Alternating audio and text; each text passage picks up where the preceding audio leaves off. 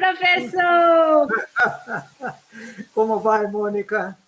Nossa, eu estou feliz demais, estou tão honrada de ter o senhor aqui conosco. Você viu a animação das meninas?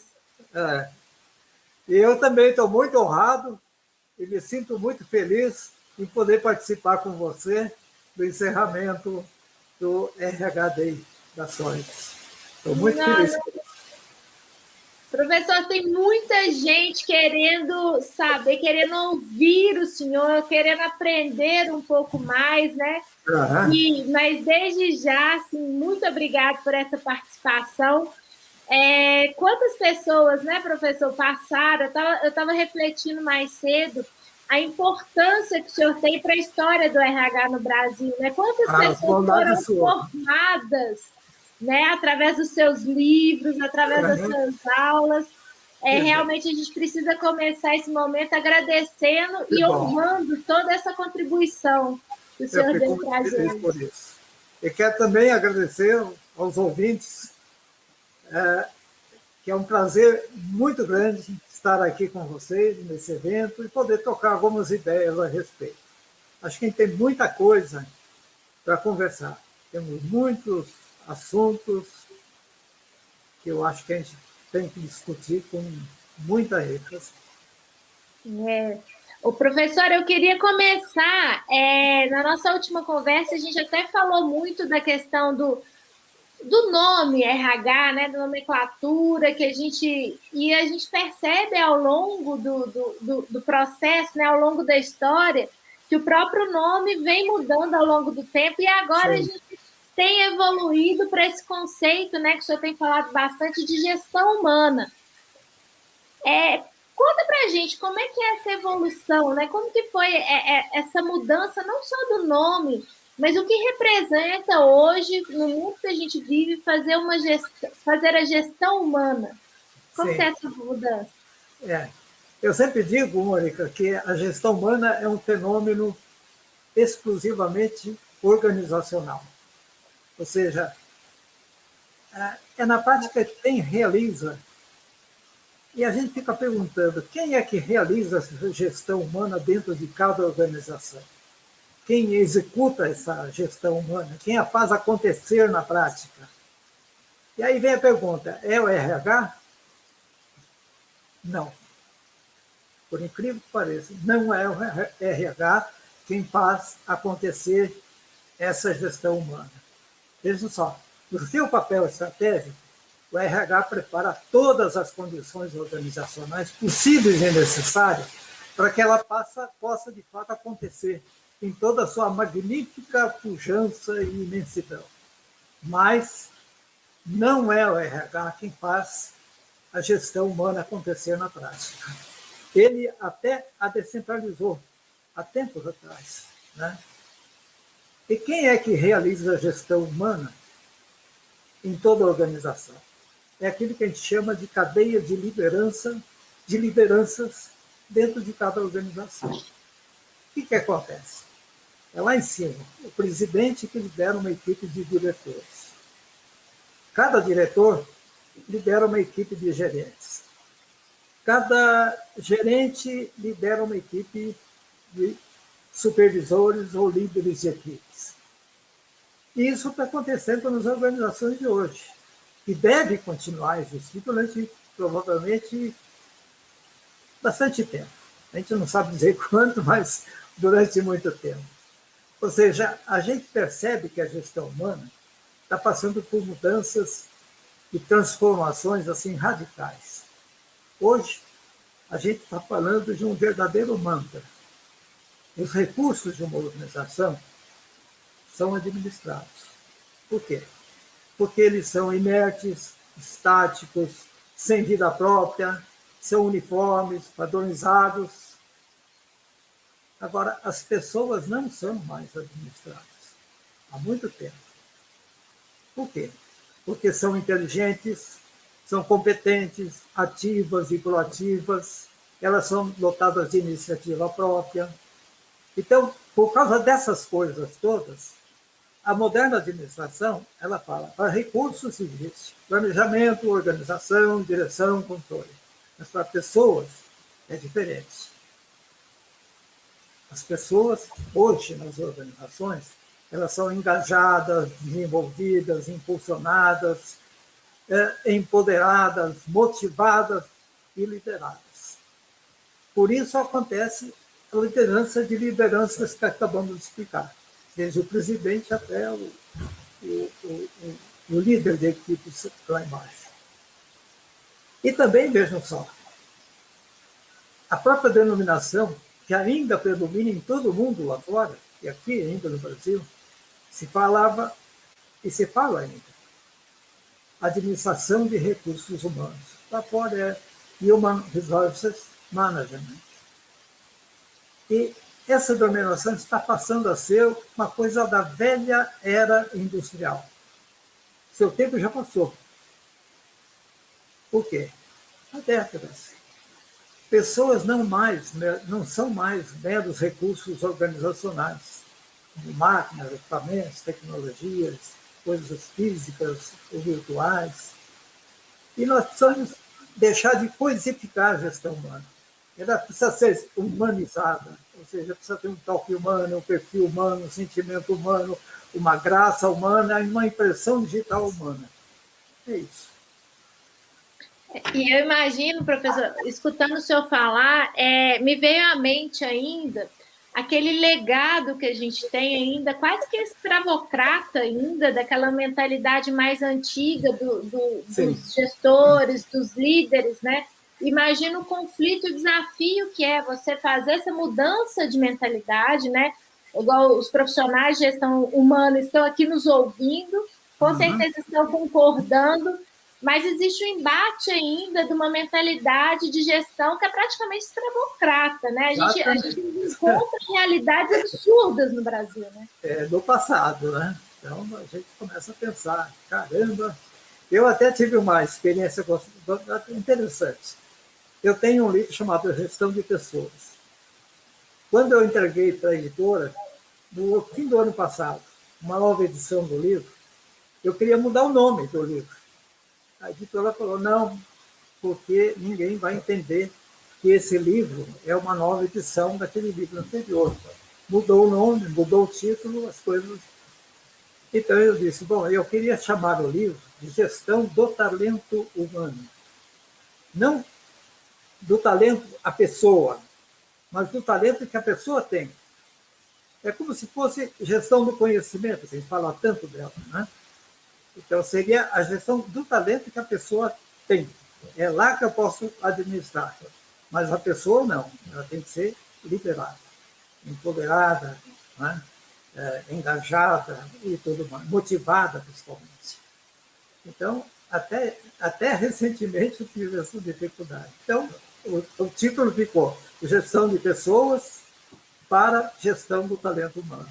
Então, foi assim que foi colocada a nova edição.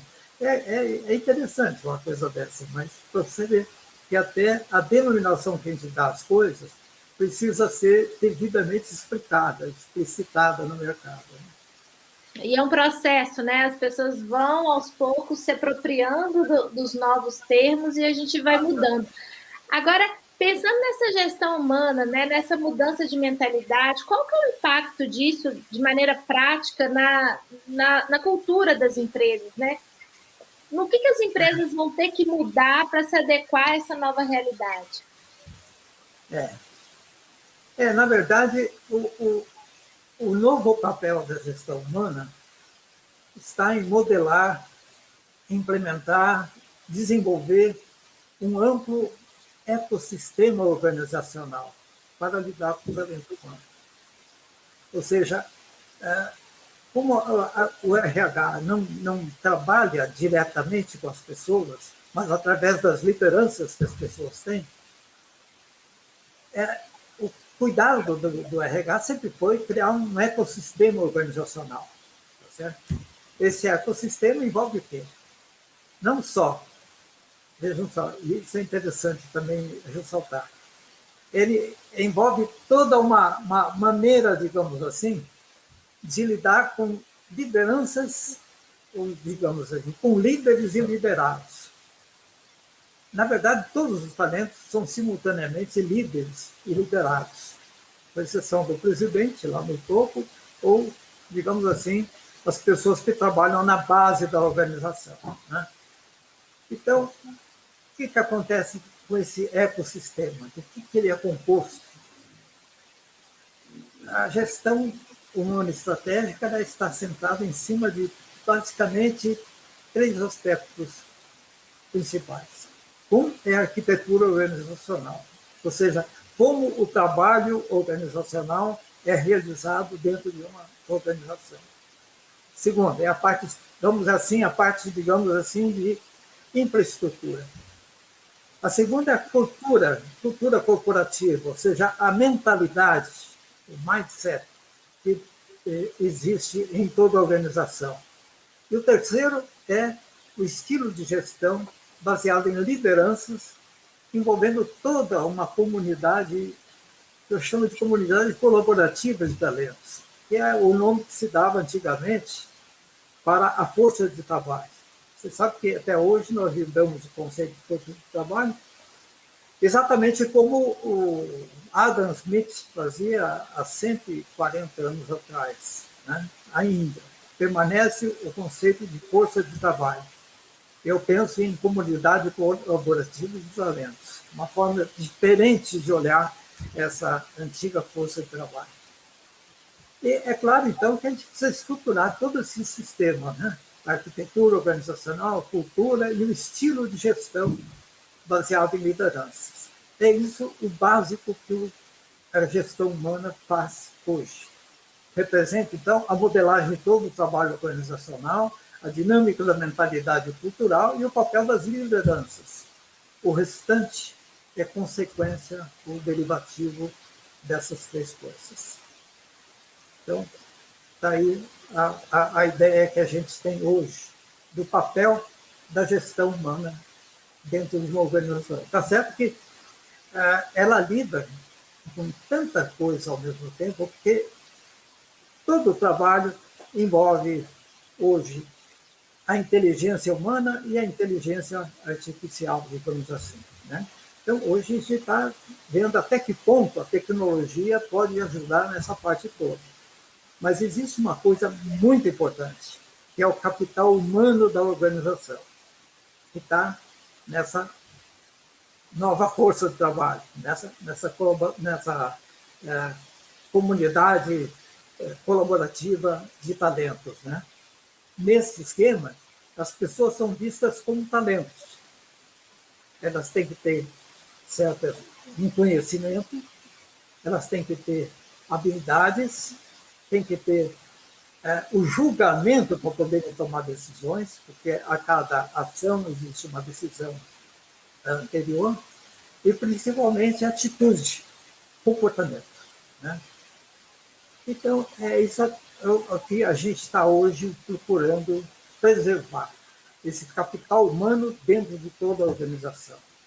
E a gente percebe, Mônica, e isso é muito importante, que as organizações ainda não aprenderam a aproveitar essa enorme, essa imensa potencialidade humana, criativa, inovadora, que existe em toda a organização.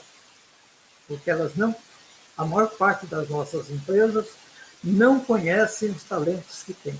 Elas precisam da Sólides para exatamente fazer toda uma análise de dados e tudo mais, para dizer às empresas e às organizações: olha, esses são vamos dizer assim, o potencial humano que vocês têm, e não estão aproveitando isso na medida do necessário. Nossa, isso é muito forte, né, professor? Porque, assim, a gente evolui tanto, assim, a gente vê tanta novidade em relação à gestão, em relação à própria administração, mas a gente ainda é muito primitivo nessa questão de gerir um ativo que é tão importante nessa nova economia, né? Como em pleno século XXI, a gente ainda tem um gap desse tamanho, né? Nós estamos entrando na era digital, né? Estamos entrando na 4ª revolução industrial. E estamos ainda com os mesmos desafios que a gente tinha há 30, 40 ou mais anos atrás. Entende? Ainda. Temos muita coisa a aprender nas nossas áreas empresariais. Ainda. Professor, vamos convocar essa legião de gestores de pessoas para dar uma virada nisso, né? Para ver se a gente recupera esse tempo, porque realmente isso é crítico, principalmente agora, né? A gente está saindo de uma pandemia, a gente, né, quando a gente percebe os países, né, com o nosso perfil país em desenvolvimento, nós somos o país que menos cresceu, né? Então a gente tem uma missão muito árdua pela frente de crescimento e a gente e passa por isso, né? Passa por gerir o ativo que a gente tem dentro das empresas, né? Exatamente. Professor, você acha que nessa nova visão, né, dessa gestão humana, a gente fica mais perto do estratégico? Porque a gente fala de RH estratégico tem um tempo, né, professor? Você acha que agora chegou a nossa vez? O que o senhor pensa dessa nova configuração? Eu acho que, sem dúvida, esse primeiro passo, né, para ser estratégico, eu acho que deveria ser a primeira responsabilidade da gestão humana. Né?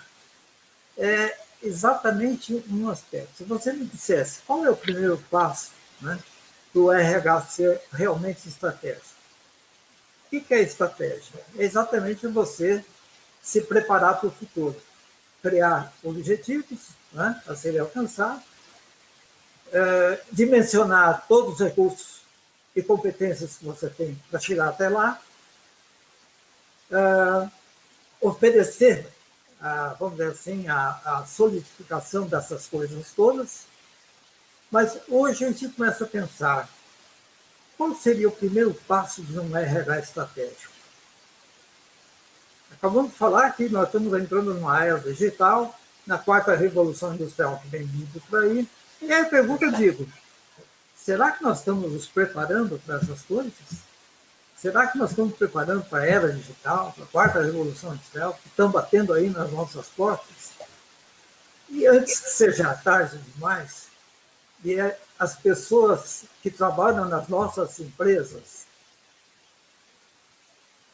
elas podem ficar impedidas de permanecer no mercado por rápida obsolescência das suas habilidades e capacidades e competências.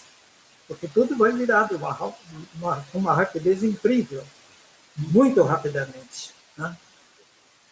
Para permanecer no mercado e na própria organização, com essa entrada dessas mudanças todas que estão vindo por aí, e antes que sejam elas impedidas de permanecer no mercado, as empresas precisam, e a gestão humana está em primeiro lugar nesse aspecto, precisam oferecer amplas oportunidades de constante e intensivo aprendizado no trabalho e desenvolvimento de habilidades para lidar com as novas tecnologias emergentes e com toda a automação e robotização que as novas tecnologias estão trazendo. Isso é uma responsabilidade que temos. Isso é, as pessoas que trabalham nas nossas empresas correm um risco de rápida obsolescência em suas habilidades e competências. Entende? Então, é a obrigação nossa e é uma responsabilidade da gestão humana preparar essas pessoas para esse mundo novo que está chegando. E isso é muito urgente, porque a velocidade que essas mudanças estão acontecendo e vão acontecer de uma forma até exponencial exige que cuidemos dessa responsabilidade para com os seres humanos que habitam as nossas empresas. É preciso que durante toda a vida, em todos os momentos, as pessoas tenham oportunidades de aprender novas competências, novas habilidades, novos conhecimentos. É uma tremenda responsabilidade da gestão humana atual. Vocês já imaginam você perder pessoas para serem substituídas por um robô, por uma automatização, por uma inteligência artificial e coisas assim. Quando elas poderiam estar por trás dessas novas tecnologias, ajudando as empresas a desenvolvê-las mais rapidamente. Então, a gente começa a pensar e ficar muito preocupado. Eu estou extremamente preocupado com isso. Eu estou antevendo o futuro que vai acontecer. Estou vendo que as nossas empresas estão ainda oferecendo poucas oportunidades de aprendizado e menos oportunidades ainda de aplicarem o que aprenderam na sua atividade cotidiana.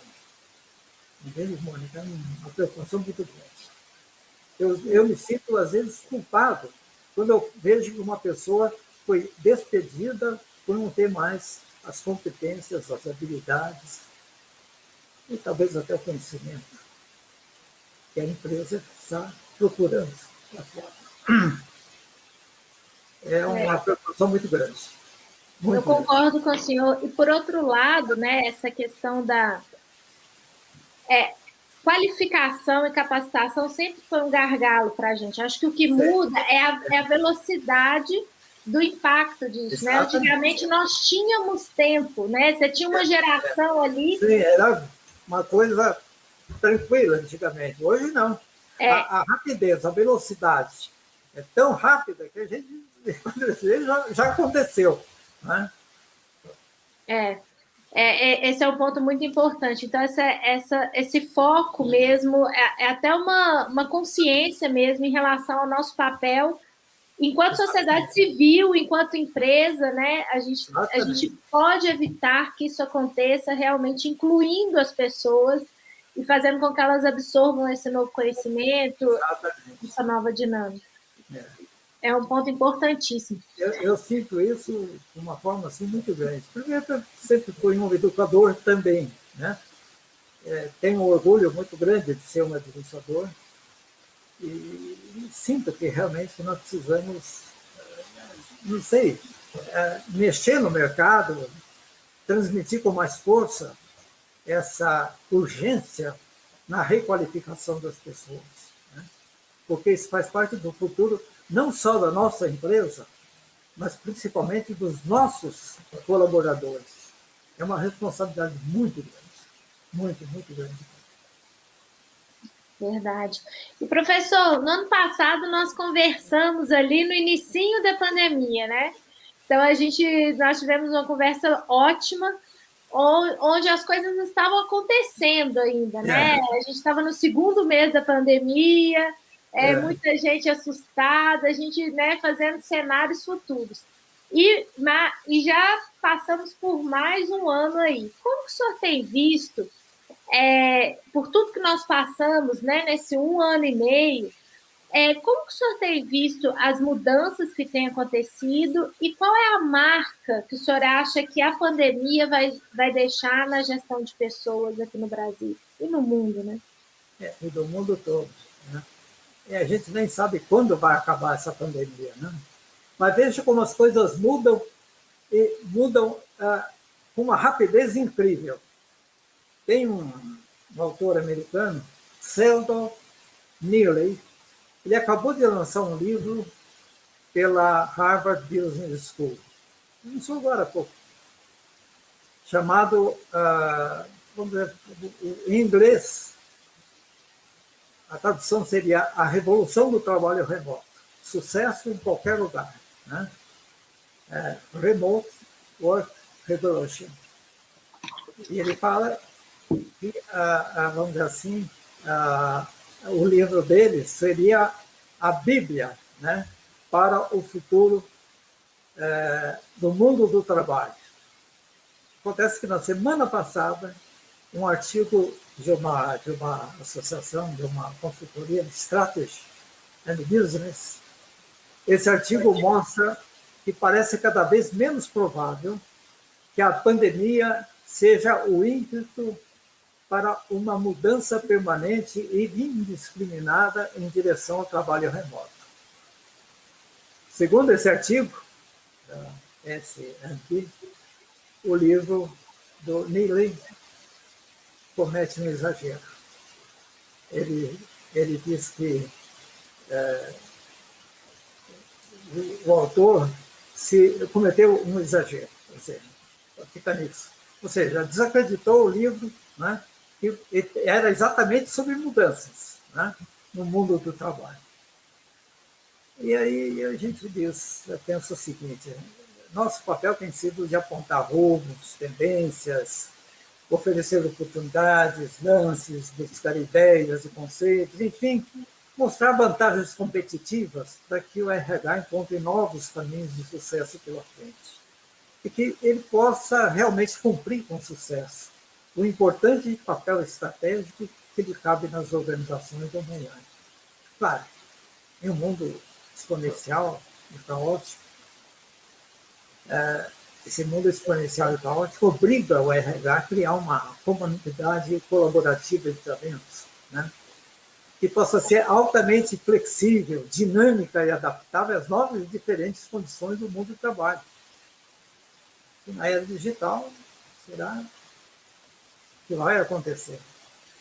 E a pergunta que paira no ar é: estamos preparados para isso? Eu acho que aí a resposta é de cada um dos nossos ouvintes. É para isso que nós estamos aqui trabalhando, ou seja, querendo ajudar a gestão humana a ser a base das soluções futuras, né? Porque quase sempre ela, num momento vamos dizer, de decisões e ações rápidas, ela não pode perder mais tempo. Eu acho que ela tem que se mexer com uma rapidez incrível. O mundo todo está exigindo isso. E vamos dizer, em muitos países, a gente nota que as organizações estão se preparando, tentando se preparar mais para esse futuro que vai acontecer com uma rapidez incrível. Eu acho que nós ainda estamos perdendo muito tempo. Nós estamos ainda olhando o passado como uma forma de representar o momento atual e o futuro. Esse é o perigo que nós estamos em posição.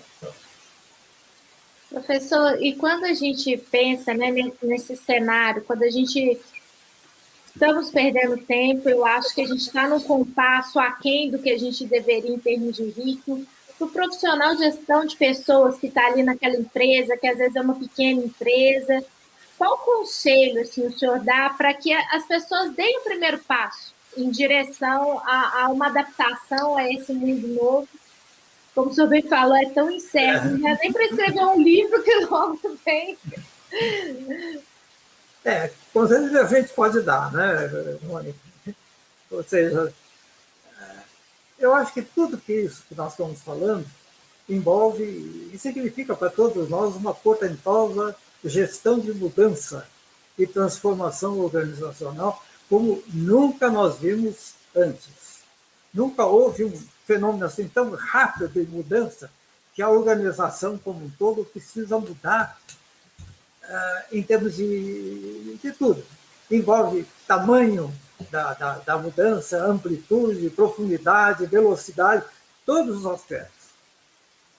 E para assumir todas essas diferentes dimensões simultaneamente, que é pior, né, o profissional de gestão humana precisa reunir e conjugar várias competências. São tantas que todas elas têm sido repetidas, né, com muita ênfase. Mas a primeira é a visão sistêmica e estratégica. O que eu quero dizer com isso? Em primeiro lugar, olhar o todo organizacional, de ponta a ponta. Olha aqui, fazer uma visão sistêmica de uma empresa vai requerer do gestor, vamos dizer, da gestão humana, vamos dizer assim, ter uma visão panorâmica do negócio. Tem que olhar todas as áreas. O que tem de finanças, o que tem de marketing, o que tem de produção e a sua própria área, a gestão humana. E o seu futuro incerto, caótico, que ainda não chegou. Ele tem que adequar uma arquitetura organizacional diferente. A gente sabe que o mundo da era industrial foi virado do avesso. Não é? A arquitetura organizacional, nós temos ainda na maior parte das empresas aquela hierarquia burocrática ainda, vamos dizer assim, cadeias hierárquicas de autoridade que ainda permanecem, limitações entre uma área e outra, finanças não se lida com marketing, até discute, ou com produção, a gestão humana ainda não penetra em todas os lugares da empresa.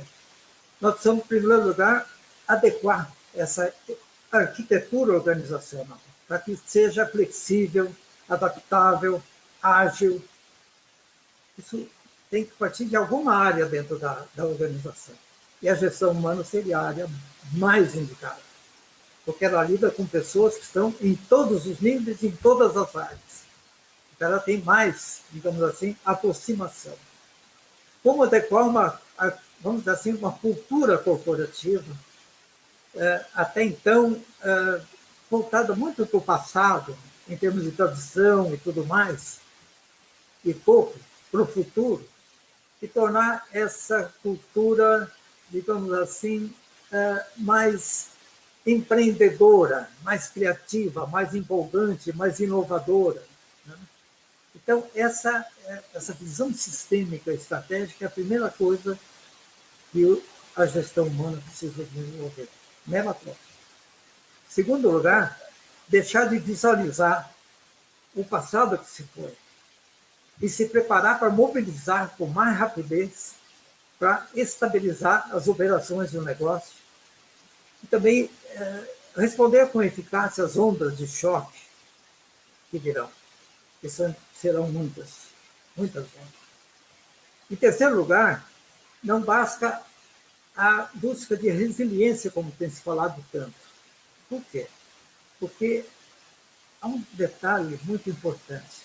Ela até é importante em alguns casos, mas a resiliência pura significa o retorno à situação normal anterior, após o choque recebido. Então, a resiliência traz exatamente onde ela estava. Entende? E onde estava, passou. Deve mudar. Então, a gente vai pensar em termos de resiliência, não. Em termos de manutenção de uma nova forma de vida organizacional. Entende? A gente começa a perceber que toda vez que você precisa fazer uma mudança muito grande, e essa mudança é necessária nos dias de hoje, você precisa ter um aspecto muito forte. Você precisa criar uma infraestrutura sólida que lhe dê segurança para você mudar as coisas em cima. Você precisa de uma base de sustentação. Então, você precisa ter algumas áreas sustentáveis, digamos assim, e outras áreas extremamente flexíveis, moldáveis, adaptáveis, ágeis, para aproveitar as oportunidades que vão surgir. Então, ao mesmo tempo, você precisa ter um panorama dentro da empresa que seja estável e outro que seja extremamente flexível, adaptável e ágil. Entende? Para você conjugar a estabilidade numa base, que é necessário, para você ter a flutuação na outra parte de cima, que tem que ser extremamente ágil, rápida, flexível, adaptável, e tudo isso que a gente exige nos tempos atuais. Ou seja, uma organização 100% flexível não vai ser possível. A gente sabe disso. Durante quanto tempo nós vamos ter áreas de finanças, de produção, de marketing, etc., separadas? Provavelmente muito tempo. Mas há áreas ou equipes, digamos assim, extremamente flexíveis, mutáveis, adaptáveis, de giro rápido, de decisões prontas e aprendizagem ultra rápida também, em função do feedback que recebem do meio ambiente, essas coisas são importantes para isso. Então, isso a gente começa a ver qual seria o papel da gestão humana para fazer isso tudo. Então, ela precisa ter todos esses 4 aspectos, né? Porque para alcançar um nível de sucesso organizacional cada vez mais avançado, ela precisa ter aspectos simultâneos. Ela precisa avançar no aprendizado organizacional, que nós acabamos de falar, né? Na celeridade das mudanças e inovações. Ela precisa saber criar e entregar cada vez mais valor e, sobretudo, aumentar o capital humano do negócio. É esse capital humano que merece a nossa maior atenção. É isso aqui. Nossa, professor, genial. Inclusive, essa metáfora, né, da gente construir ali um alicerce para que as áreas consigam poder. Nossa, isso é muito forte, isso é muito verdadeiro, exatamente para que tenha consistência ao longo do tempo, né? Exatamente. Você só consegue ter a agilidade, a rapidez, a adaptabilidade se você tiver uma base de sustentação disso tudo. Né? Essa é a coisa toda. Eu também nunca tinha pensado resiliência sobre o aspecto de voltar a um estado anterior que já não existe mais. Porque a gente fala resiliência o tempo todo, mas meditando faz muito sentido. Não, o conceito da física, em termos de resiliência, é exatamente isso. Você pega uma mola ou um elástico, o que é resiliência? Você puxa a mola, o elástico, ele volta ao estado anterior. Isso nem sempre é possível no mundo que a gente vive mais, né, professor? Exatamente. Professor, temos algumas perguntas aqui. Nossa, o tempo voa aqui. Eu ficaria a noite toda ouvindo e aprendendo, mas vamos lá para algumas perguntas.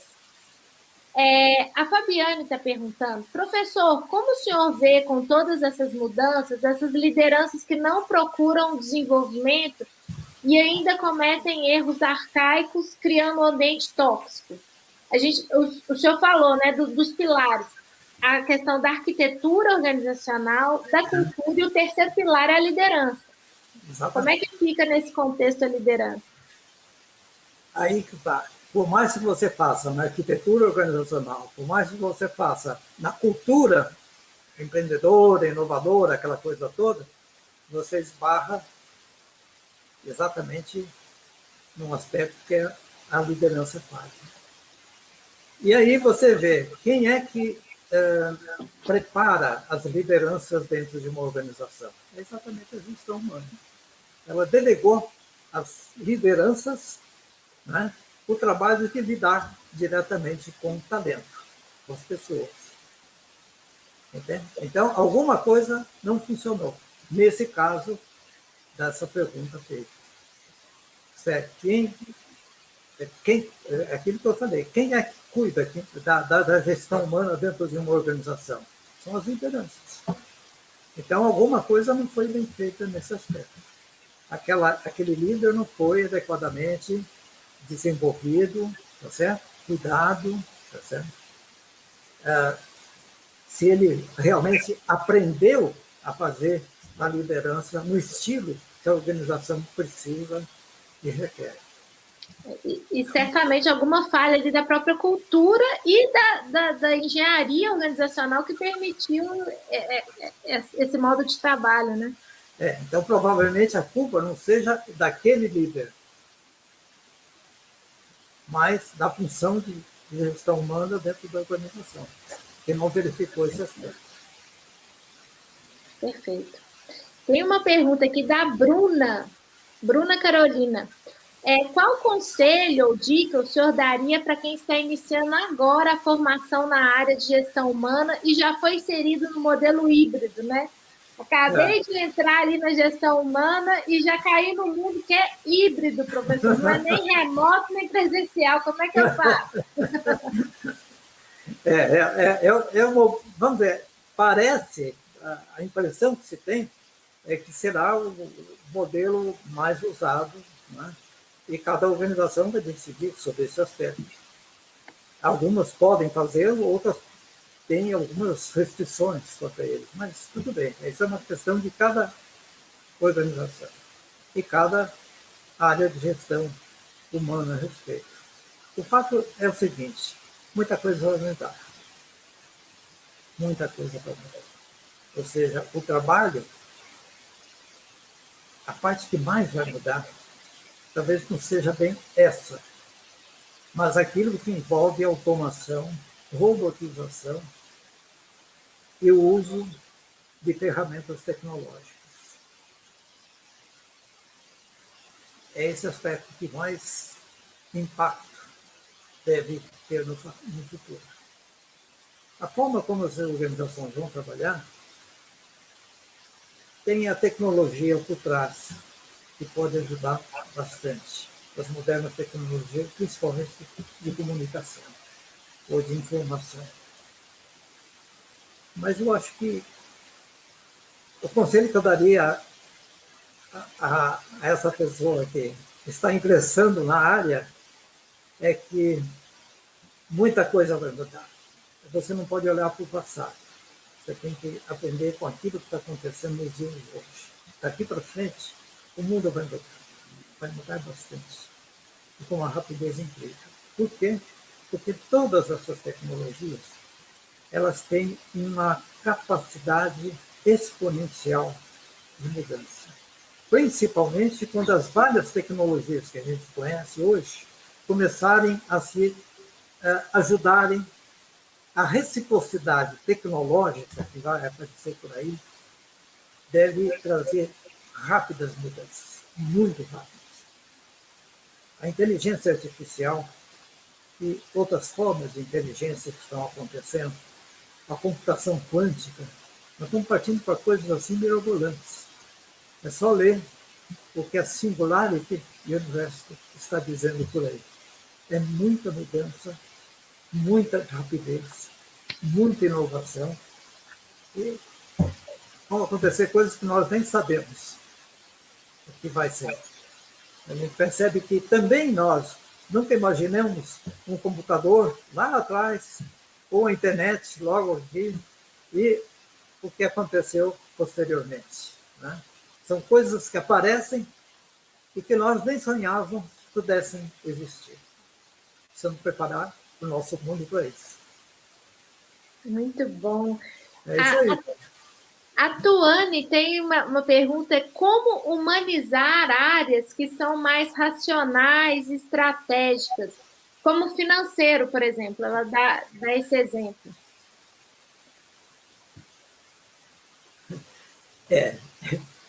Veja só, um grande avanço foi quando o trabalho isolado, em cargos, lembra-se? Ceder espaço para o trabalho conjunto, o trabalho em equipe, né? Foi uma mudança muito grande. Eu acho que, na medida em que o trabalho individual passa a ser substituído com rapidez pelo trabalho em equipe, qualquer tipo de área de uma empresa vai ter um trabalho mais agradável para as pessoas. Ou seja, o trabalho coletivo, o trabalho grupal em equipe, o trabalho, digamos assim, em que se baseia muito na comunicação, interface entre as pessoas, ele trata-se de uma atividade laboral social, eminentemente social, colaborativa, que traz a facilidade de contato com outras pessoas. Vamos esquecer um pouquinho o trabalho remoto de hoje. Né? Ele perdeu muito exatamente desse calor humano, da aproximação humana. Né? Mas isso foi devido à pandemia. Mas, na medida em que você faz um trabalho coletivo, integrado entre pessoas, ele faz produzir um efeito maravilhoso. A colaboração, a confraternização, o contato humano com as pessoas, o aparecimento de amizades e tudo mais. Esse é um passo adiante. E tem a ver com o que o senhor falou antes, essa questão da gente, essa visão mais sistêmica, né? Quando a gente percebe num ecossistema a gente tem um conceito de que nós somos interligados, né? Até aquele conceito, né, do Ubuntu, do eu não sou sem o outro, né? Essa questão de parte da minha identidade é construída com o outro e na interação com o outro, né? Exatamente, isso é super importante. E desde que o homem é um ser humano, desde a era das cavernas, isso foi o que aproximou a humanidade. Certo? E, apesar das guerras, das contrariedades que se tem, eu acho que avançamos bastante nesse aspecto. Muito bom.